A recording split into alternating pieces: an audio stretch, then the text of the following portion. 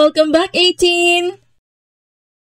Samantalang negosyanteng si Jam Ignacio tinutugis na po ng mga tauhan ng NBI. In a shocking turn of events, the National Bureau of Investigation or NBI has launched a manhunt for Jam Ignacio, who is accused of domestic violence against his fiancée, DJ Jelly Au.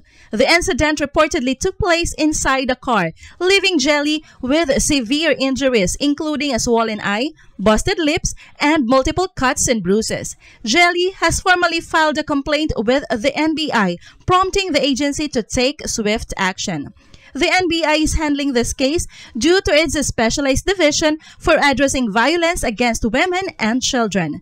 This division is equipped with the necessary expertise and resources to conduct a thorough investigation, ensuring that justice is served.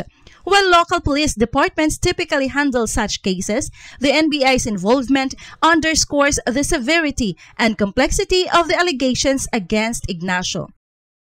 NBI Chief Jaime Santiago has assured the public that the agency is committed to apprehending Ignacio and holding him accountable for his actions.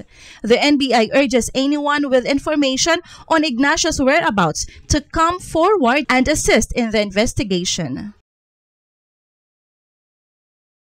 Negosyanteng si Jam Ignacio tinutugis na po ng mga tauhan ng NBI. Inilunsad ng NBI ang operasyon laban kay Ignacio matapos magsampa ng reklamo ng pananakit ang kasintahang DJ at online influencer na si Jelly Au.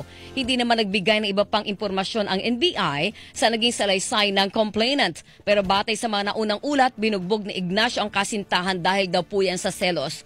Ayon kay Au, kaya niyang patawarin si Ignacio pero dapat umanong pagbayaran ng kasintahan ang kanyang ginawa.